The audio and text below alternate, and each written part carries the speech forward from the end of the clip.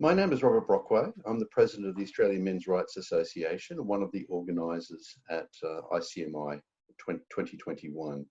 Today with me, I have Natalie Powell, who's a co-interviewer, guest interviewer today, and we'll be interviewing Kevin Donnelly. Natalie, would you like to introduce yourself? I'm Natalie. As Rob said, we do a weekly, or try to do a weekly chat around men's issues called the Tackle Box, which can be found on Facebook and YouTube. Kevin? Now, Kevin is an education commentator and cultural critic and director of the Education Standards Institute. Kevin, could you tell us a little bit about your background? Yeah, no, firstly, thank you, Bob, for having me on this, or being involved in this event, a very important one, especially after the last year and a half in Melbourne, where we've suffered so much lockdown, and boys in particular, and girls, but young kids in particular have suffered.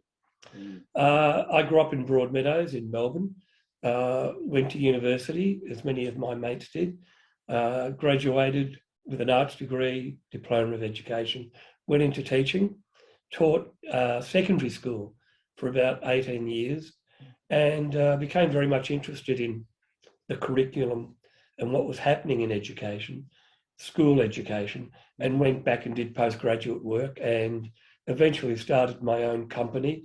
So I do a lot of consulting.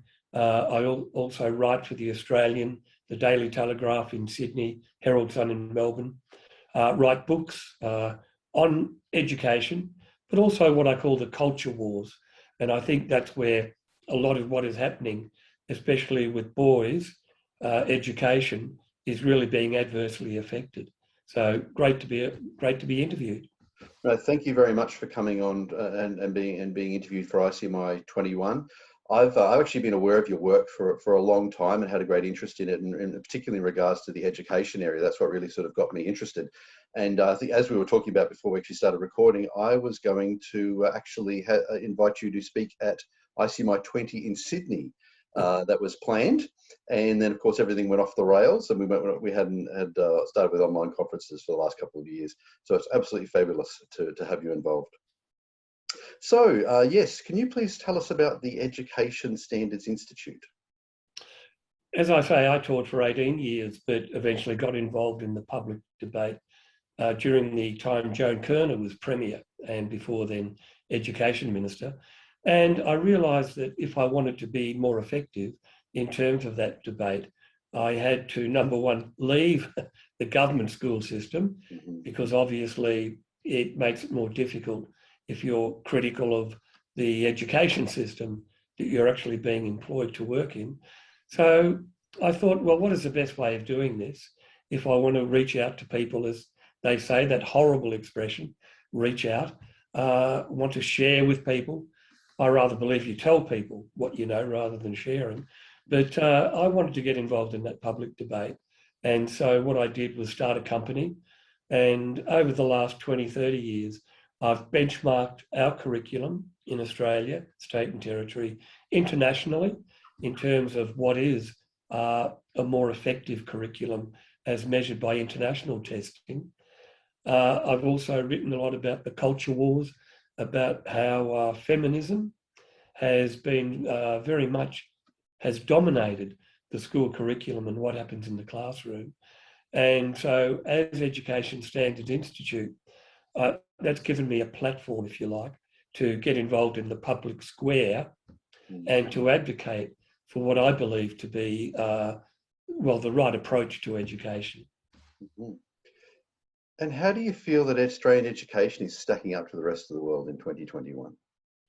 Sorry, Australian education. How do you feel it's stacking up compared to the rest of the world at the moment? Yeah, I mean, there are a number of ways of measuring that. I mentioned the international testing. There are 3 or 4 of those that we've been involved in, and up to 40, 50 nations around the world, part of the OECD. There's a PISA test, a TIMSS test, a PIRLS test. I won't go into all the details, but if you look at mathematics, science and literacy, we're going backwards in Australia over the last 30, 20 years. That doesn't it doesn't matter that we're spending additional billions on education, and it's not about money. I mean, when you look at the international testing, as I say, we're going backwards. And so in some cases, we're ranked about 2024 in terms of literacy and, as I mentioned, mathematics and science. And we used to be in the top 10 or 12, but now we've dropped right down.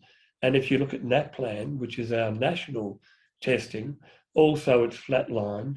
And the bar is set so low there that it really isn't a very good measure. I'd also argue, anecdotally, talking to academics who have to teach first-year students at tertiary level, there's been a dumbing down of the curriculum. And so at first-year university, they're often watering down what they're doing in terms of history or physics or chemistry, whatever the subject, because now we're getting generations of young kids doing year 12, going into university, but not having the rigour and the academic quality that they need to do well. And then there's a whole question of what I call cultural literacy, that if we were to talk about Pandora's box or Achilles' heel or he met his Waterloo, or even things like the First World War, when did it happen, who was involved, a lot of young people now don't have cultural literacy. So they don't have that foundation that people of my generation now take for granted. That's actually really worrying, particularly when you talk about something like what were the dates of the First World War, even just knowing what year it began and ended. I would consider that general knowledge, or at least I would hope it would be general knowledge. Now, Kevin, you mentioned that a rating of 24. Is that in the OECD? When you look at literacy, what they call PEARLS, which is a program for international literacy, we're ranked about 24. Right. In mathematics and science, we're ranked about 14 or 15. It depends on the test and also the particular year. But if you look overall, we're either going backwards or stagnating. And countries that we used to do better than, New Zealand, Canada, the United Kingdom, they're now doing better than we are. So there's a whole question here of how do you make our curriculum and what happens in the classroom more effective. And that's what I've been writing about for many years now. And it's an issue Liberal and Labor governments, state and federal, really haven't been able to address. And it's a fundamental problem that really I can't see a solution quite yet, unfortunately. Is that a comparison to advanced economies? So generally it is. So right. If you look at the America, Canada, Europe, United Kingdom, a lot of the Asian countries, obviously Japan, Singapore, Hong Kong, South Korea, generally they're always in the top 7 or 8. A few European countries like Finland does well, but generally it's the Asian countries that achieve the stronger results. Yeah, and that's given that you're mostly talking about advanced economies there, getting as low as 24 is very, I would personally call that very, very concerning.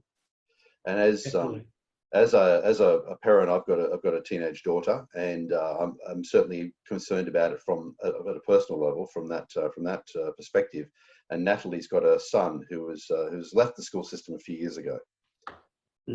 Yeah, but it is worrying. Like, is there a link to the reason why the Australian educational system is basically watered down? So when they do go to tertiary education, they have to water it down even more? I mean, that's a very good question, and we might talk about that book I edited and was published earlier this year.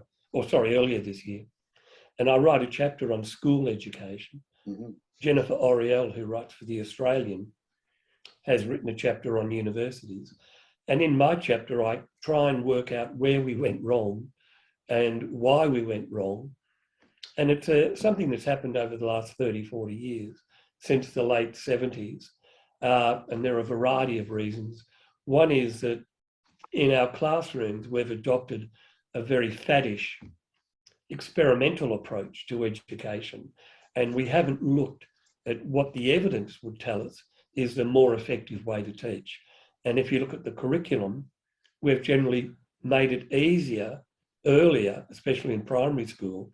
So our kids really don't do advanced mathematics or more difficult literature till much later in their school, rather than the Asian countries and places like Finland, even England now, New Zealand. They do much more difficult stuff earlier, if I could put it that way. Yes. And our curriculum, as the Americans would say, is a mile wide and an inch deep. So it's very superficial, and it's also very politically incorrect. And we might talk about it later. One of the reasons for that is what I call the feminisation of the curriculum and the classroom. Yeah, and that's certainly very on topic for what we're talking about with ICMI, and one of the areas that particularly piqued my interest with your work. I would like to ask about one other question before we go on to that, though. Now, civics is making a return to the Australian education system, at least in the Queensland education system that I'm familiar with. What do you think of the impact of civics being missing for so long in the Australian system? When I went to school many years ago, I mean, we did history, and it was in history that we were taught about things like Magna Carta and the gradual evolution, if you like, of Westminster parliamentary democracy in what was the United Kingdom, and how we inherited that in Australia. So if you have a good history curriculum, you should be learning about things like Western democracy, how it evolved, where it came from. As I say, Magna Carta, the idea of popular sovereignty, the idea of equality before the law, the importance of our common law system. We used to teach that in history, and that went out the window, unfortunately. And then we picked up what in America they call civics. Now, unlike America, that has a very patriotic, and I'm happy to say that, up until recently, that is, America had a very patriotic view of civics and their history. So they would learn about the War of Independence, about the Constitution of the United States, about the Founding Fathers, and they would have a good grasp of that. But what happened in Australia, because education is generally managed, if you like, by the cultural left, as I call it, it's very much left of centre. When you look at civics in Australia, our curriculum, it's very much about multiculturalism, about diversity and difference, about embracing everyone. There is no one Australian citizenship. We're global citizens. You know, there's all this very much taken from the United Nations and UNESCO, this idea that we have to be global, we have to be worried about the environment, about peace studies, about what's happening in the world. You don't have a very strong sense of what it means to be an Australian citizen and what it is about our particular Westminster parliamentary system that really we should be defending. And that's why recently the national curriculum, there was a revised version that was released, I think, April this year. And that's been very much attacked and condemned for being very left of centre, very cultural left. So kids would learn more about Indigenous history, culture, spirituality, rather than Australians more generally. Yes. So it sounds like they've taken the civics name and really supplanted it and put something else completely different under in that guise. True. Wow. I have to agree. I can remember I left school in the 80s, through high school, and I can remember leaving, and I travelled around Australia a lot, and I can remember asking people prior to 1980, I can't name 5 prime ministers, but I could name 20 presidents of the United States. And it was all because of culture, what you saw on TV, what you were educated, what media brought to you, just the simple fact of their money had the ex-presidents on it. And this is going back to the 1980s. If it's gotten worse since, our kids have got no hope. Well, it's got a lot worse. And I mentioned the new curriculum, which they're still working on, thankfully, after Alan Tudge, the federal minister, said go back to the drawing board. But in that curriculum, when you look at the arrival of the First Fleet in 1788, our young kids are being told that was an invasion that led to genocide. Now, it's just not true, but even worse, they're not learning about the fact that there were two books that came with the First Fleet. One is the Bible, and the other is the laws of the common laws of England, Blackstone, his commentary. And because we had the Bible and Blackstone's book, we inherited not only Christianity, but a legal system based on popular sovereignty, on common law. Now, it wasn't always as good as it was, or is rather. It has evolved over time. And more recently, historically, women only got the vote. So, yeah, we didn't get it right all the time. But if you look at our history, we eventually got there. We abolished slavery. Women have the vote. In Australia, we have a very strong conciliation arbitration system where workers can be properly rewarded for a day's effort. So, unfortunately, that's not being taught anymore in our classrooms. So, I'd like to move on to another point. The educational attainment of boys continues to decline. What do you feel will be the long-term implications of this? Yeah, I mean, we could spend a lot of time on this very question. That's right. I mean, and it really goes through primary, secondary, and tertiary in terms of the issues here. I mean, at Year 12, for example, more girls now are completing Year 12, getting good ATAR results, and getting more successful when they look at university entrance. So if you look at academic results, girls tend to achieve stronger results and more are going into university. I mean, if you go to the other end, to primary school, a lot of young boys now are feeling alienated from the classroom and what's happening because, as I said, the curriculum's been feminised. And there was that terrible example in Melbourne only this year where boys were made to stand up at assembly and apologise to the girls for being boys. Yes. This idea, and we might talk about it, programs like Safe Schools and Respectful Relationships that are actually indoctrinating young boys with the view that they're misogynist, they're violent, they're a danger to girls and women. And so, you know, that's another whole issue here. It's not just academic results. And the other one, because I taught English for many years, literature, when I went to school, there was a very strong view of, if you like, heroes. You know, you could read about Achilles or the Odyssey or the Iliad. You could read about Vikings and Norse legends. Yeah. You had a very good view, women as well, young girls rather, and boys, but boys were taught that they could be proud of being boys. Yeah. You could be strong and you could, without being violent, you could be physically active and you could be proud. And in America now they talk about virtuous masculinity. You know, this idea that it's actually okay to be a boy, it's okay to be a bloke.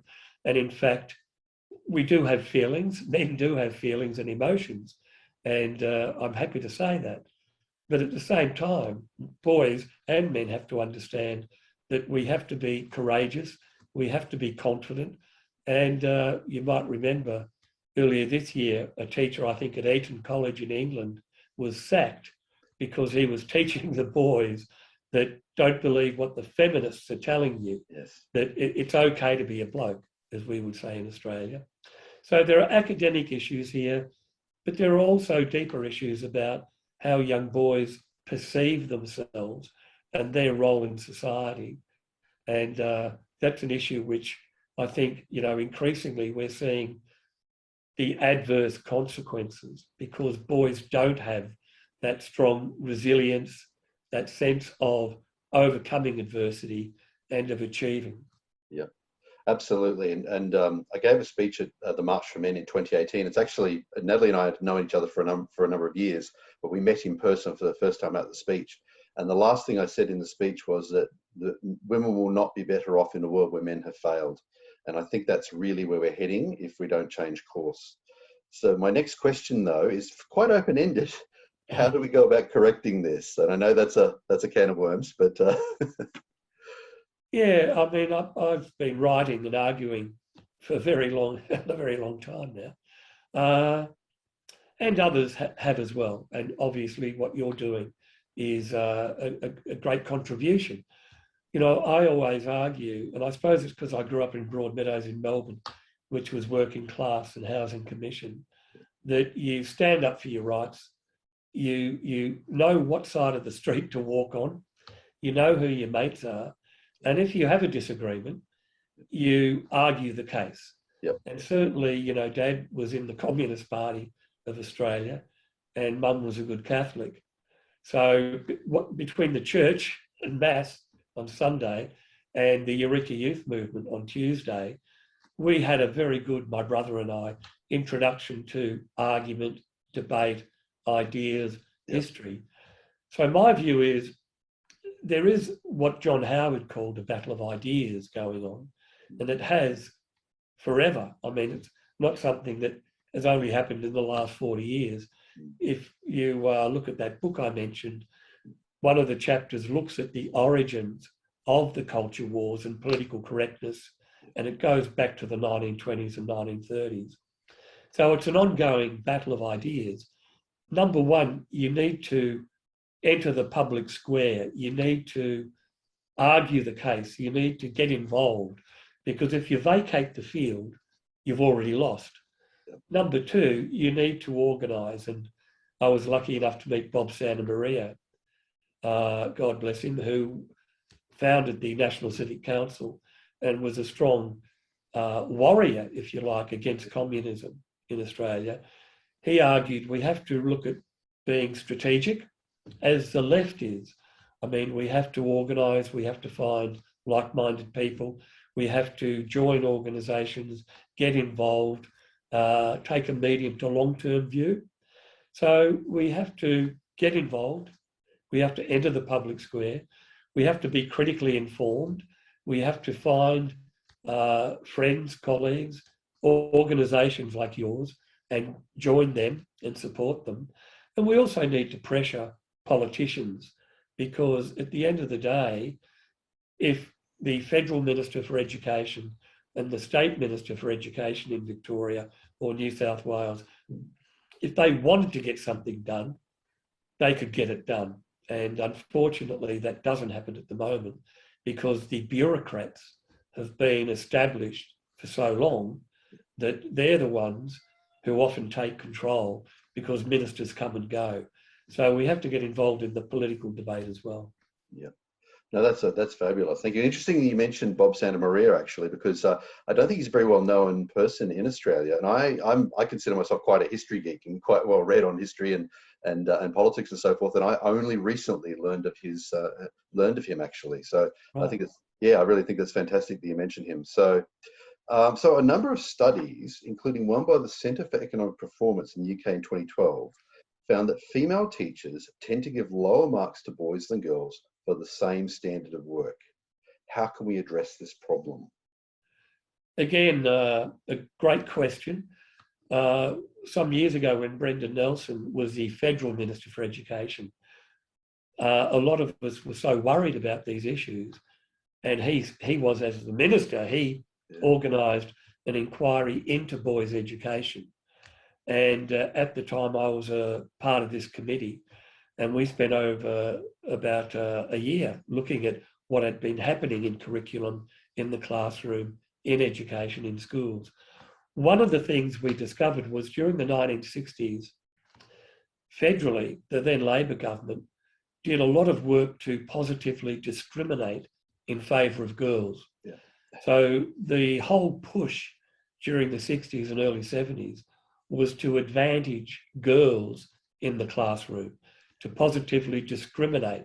So if you looked at a subject like mathematics, they looked at the way boys and girls were more comfortable with the teaching style, and they adopted what they thought was a teaching style that would benefit girls and not boys. Yeah. And in English, they started to focus more on affections, feelings, emotions, because girls are often, when they're younger, more able to read widely. They get involved in literature a lot more easily compared to boys, but it was kind of slanted towards the way girls were coping in the classroom. Now, when we did our review, we argued that had to be balanced. We need to look at teaching strategies and the way subjects were taught and what teachers did, not to just benefit girls, but to benefit both genders. Yeah. And I'm very happy to talk about two genders, yes, boys and girls, yes, rather than LGBTQI+, yes, which I'm sure you'll understand what I'm referring to. yes. But that was our recommendation, but unfortunately, again, it hasn't been taken up as much as I would want. And when you look at classrooms now, especially in primary school, even in the playground now, boys are not allowed to be physically assertive. They're not allowed to be rough and tumble. They're not allowed to, like when I grew up, I was in Form 1 at Broady High. We would play British Bulldog or Stacks on the Mill. We did all kinds of crazy things. Yeah. We had trampolines without any nets. We took risks.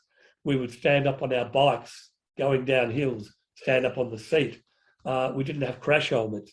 I mean, it was a different world where boys could take a risk. And it's a great shame now that we're kind of wrapping boys and girls in cotton wool and not giving them the chance to take a risk, to be injured, and to suddenly understand that there are consequences, and you can feel a bit of pain, but you get back on the bike and you keep going. You don't give up. I think that's the key. It's a learning experience, isn't it? If you fall off and injure your knee, well, you've learned something you didn't know before. So yeah, and if you fall off the trampoline and sprain your wrist, you won't be stupid again, hopefully. Exactly. So in regards to gender, yes, we've talked about this before on one of our episodes of the Tackle Box, and my position is there are two genders, but not everybody has a well-defined gender, and that science has recognised that for at least decades. So I was going to ask Natalie, as a mother of a son, yes, how did you feel about sort of the feminisation of education and what your son was going through? Well, we actually covered that school where the boys had to stand up and apologise. Mm. And something just dawned on me during this conversation was, if boys are getting told that they must apologise for being boys because men are violent, men are this, males are that, and it's all negative, that are we ingraining in them that you're an abusive person? So when they get to an age where they don't know how to handle a situation, they've already got it in their head that they're abusive. Yeah. And the women have already got it in their head that they're a victim. Like, we're teaching our boys to be violent if we're telling them that they are. I suspect that's exactly what's happening, and it's reflecting through the society. So I would like to move on to Safe Schools. Now, Safe Schools is a program that ostensibly seeks to reduce bullying in Australian schools, but includes material on queer theory and gender fluidity. Now, my understanding is Safe Schools has been cancelled to several Australian states, but does it, or anything like it, continue to operate in Australia, Kevin? Just before I answer that, Safe Schools, one of the academics involved, Ros Ward from La Trobe University, when they put this program out about 4 or 5 years ago, I think it was, it started in Victoria, then went national. It was marketed and sold as an anti-bullying program. And I'm all in favour of that. I don't believe kids should be bullied or made to feel, worried or anxious or at school in terms of being discriminated against. But Ros Ward actually agreed at a conference that it was not about bullying, and that's what she argued. She said, it's not about bullying, it's about a neo-Marxist revolution where gender will no longer be, and sexuality will no longer be binary and heteronormative and Eurocentric and capitalist and all the rest of it. She argued from a neo-Marxist point of view that if you're going to have the revolution, you have to have programs like Safe Schools to teach gender fluidity, this rainbow alliance, if you like, of LGBTQI+. And part of that was undermining what I would say is the traditional role of the male, but also undermining the idea of a nuclear family, of mum and dad and the kids. Now, it was criticised publicly a couple of years ago. It was investigated by the federal government, and the money was from the federal government. They stopped funding it.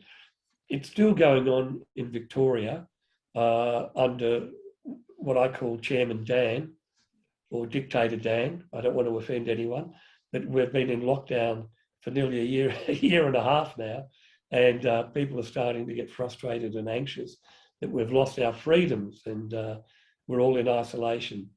But so it's still operating in Victoria, and from what I understand, it's still operating around Australia quietly in particular schools where the teachers are still committed to that very radical gender theory. And even as I wrote about in the Daily Telegraph, the Sydney paper, earlier this year, the Commonwealth Department of Education, under a Liberal government, is actually still funding a lot of the resources and booklets which push this idea that gender is fluid and dynamic. Boys can be girls, girls can be boys. A trans girl should be able to use a female toilet or get changed in the female, for sport, get changed in the shed. So it's still there. And I think it's quite pernicious because it's not only undermining much about gender and fluidity, it's giving young boys in particular a view of masculinity, which is, I think, quite negative. And as Natalie said, it becomes a self-fulfilling prophecy because boys have not been given any strong role models and strong idea of what it means to be, and I talked about virtuous masculinity, what it means to be a strong, committed, moral and ethical male. Because they're not given that grounding at school, they get into trouble often. And, it's getting pretty crook. And I'll just one anecdote. I've got neighbours, a young boy, probably 20 now, when he started clubbing and going out at night, he and his mates had to be careful because often girls would set them up and talk to them, ask for a drink. The boys would say, we're not interested, we're with our mates.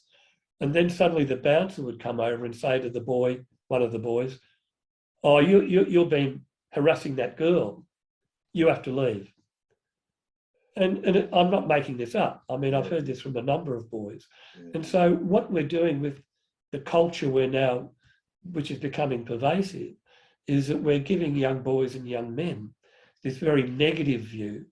And it's one where it's very hard for them to really cut through in terms of what they see as virtuous masculinity, because in many ways they're always at risk. And all that needs to happen is for a woman or a girl to make the complaint, and suddenly you're in trouble. Absolutely, and that is absolutely a fundamental point, and we're seeing that.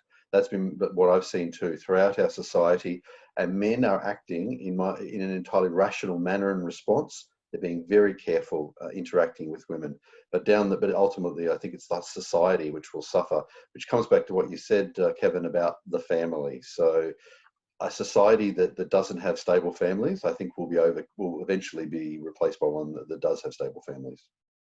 Yeah, or else the state, as what is happening in Victoria, you become the nanny state where everything is controlled by what George Orwell in 1984 called Big Brother. Yeah, absolutely. So we've talked about boys' education. We were talking about school before, but I wanted to talk briefly about university. So the proportion of university students who are male has been declining around the world for decades. What sort of factors do you think are contributing to this? Yeah, it's again a complex issue. I mean, when I was young, we had Broadmeadows Technical School and Broadmeadows High School. And one of the worst things Joan Kerner ever did was to close down the technical schools. And that happened around Australia, I think, during the 70s. And I actually, and I'm a bit, get into trouble for saying this, I don't believe everyone should go to university. I don't believe every boy should go to university. I mean, when I talk about the technical schools and the high schools, a lot of my mates from the Broady days went to the tech school, got a job as an apprentice. They went on to TAFE or became plumbers and sparkies. They had and they do have a great life.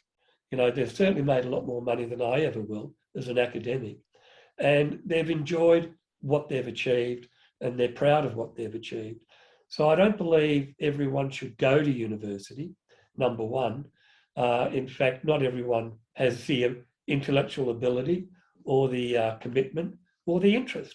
Yeah. And, you know, we see now in Australia, and it's a great scandal, that we now, and we have for many years, had to import our tradies and our, you know, the guys who are going to work on the oil rigs or in the mines, because we don't have enough boys and girls going through our education system and wanting to get into a trade and to get that kind of career.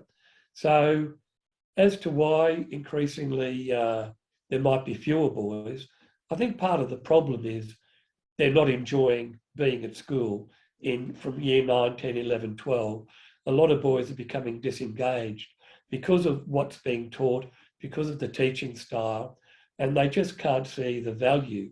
And I mean, if you go to university now and you're a young strapping bloke and you play footy or rugby, you're going to be on the outer, frankly, and there'll be trigger warnings and safe spaces, and, you know, you'll be looked at probably askance as a potential, you know, someone who's going to be violent. So a lot of boys aren't interested in putting themselves under that kind of situation. I really do love your answer. I absolutely think that there are certainly, we see this in the US with Title IX and so forth. There are risks associated with the men going to university. But I was really found it refreshing when you said not everybody should go to university. That's actually a position that I personally hold. Don't talk about my family much, but my daughter has said that she doesn't want to go to university, and we've said that's fine. My view is work out what you want to do. If that involves going to university, then do it.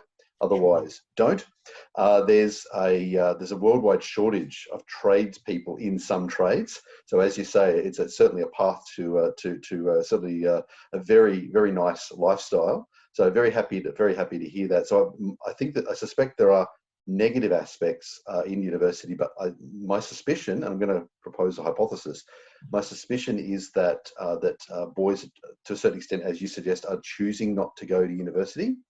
So what I, if I may, think is happening, or I have a hypothesis I've been thinking about for a little while, is that the boys are being actually a little bit more nimble in how they choose their education, and I suspect they're either doing a trade or they are maybe benefiting from online learning more. So I have to say I was really happy with. I love that answer that you gave. So I wanted to talk briefly about political correctness and cancel culture. And this, of course, leads back into your book, which we have talked about a little bit. So political correctness has now seeped into every aspect of life in Australia. Do you think that the Australian population are aware of the extent of the problem?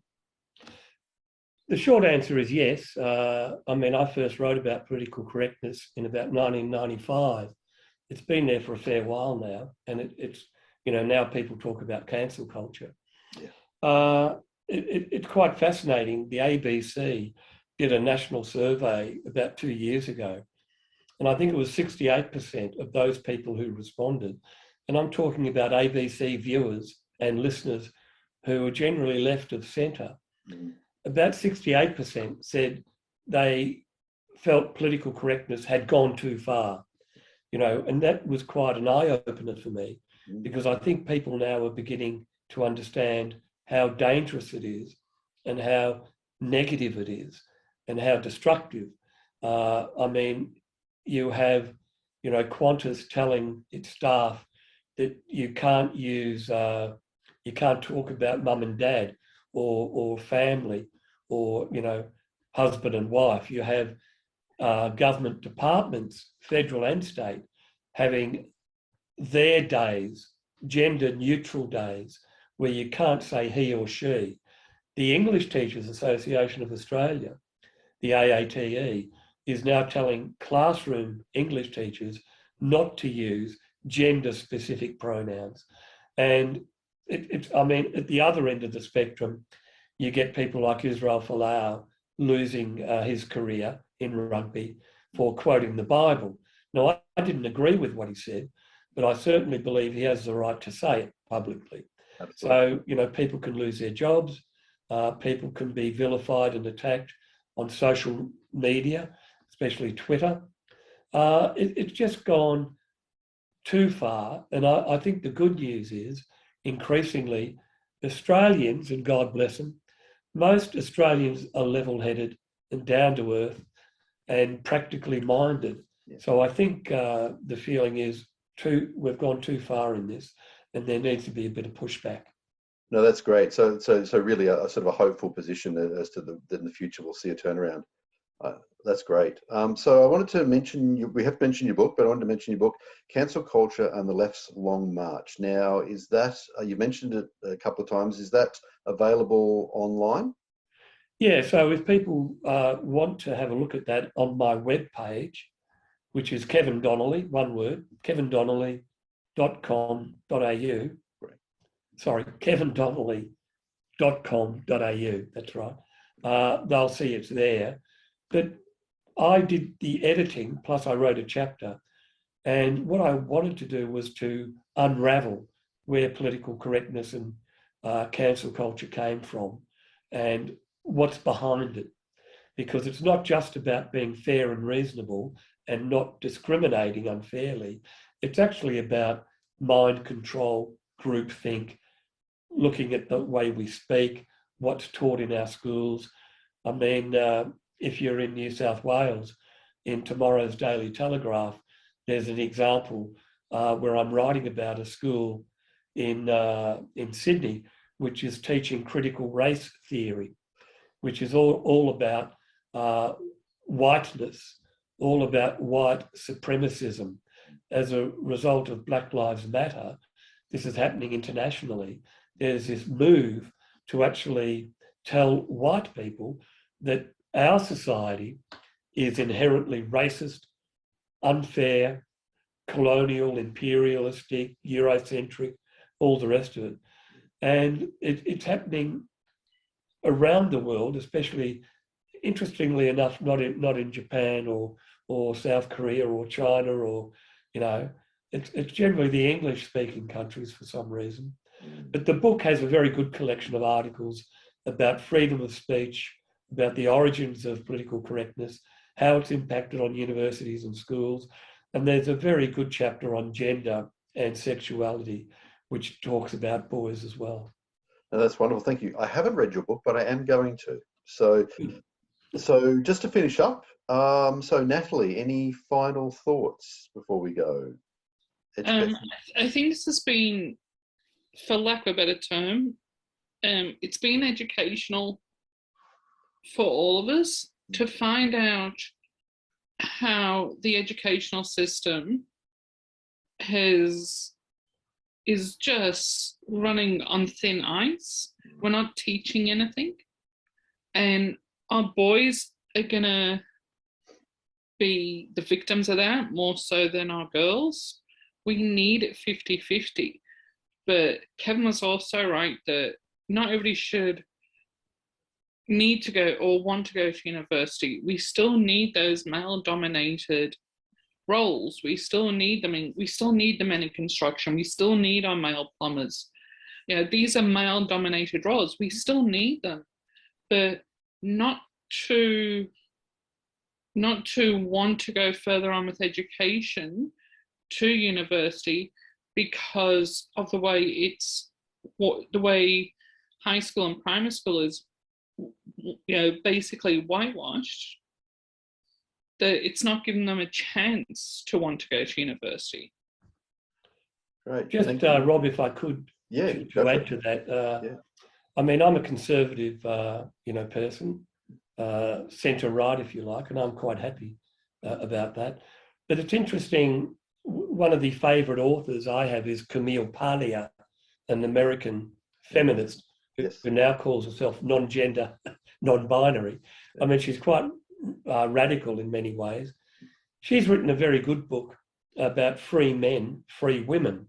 And what she argues is we all need to be respected for what we are, and all of us need to have the freedom and to be treated, whether it's freedom of speech, whether it's how we work or how we interact socially.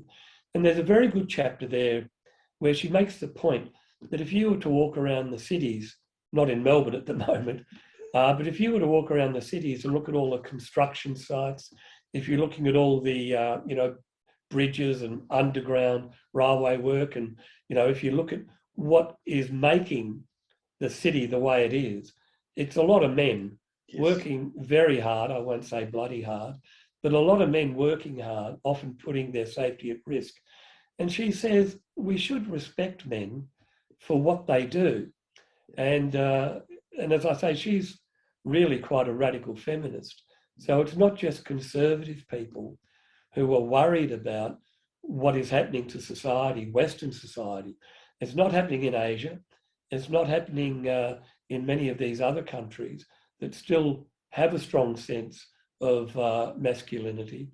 And so it's interesting that what Camille Paglia argues is that the feminists, I think it was the third wave, fourth wave feminists, went too far in denigrating men and attacking men and failing to recognise that men and women are inherently different, and we should respect and acknowledge the difference while understanding that there's no room for violence or intimidation or exploitation.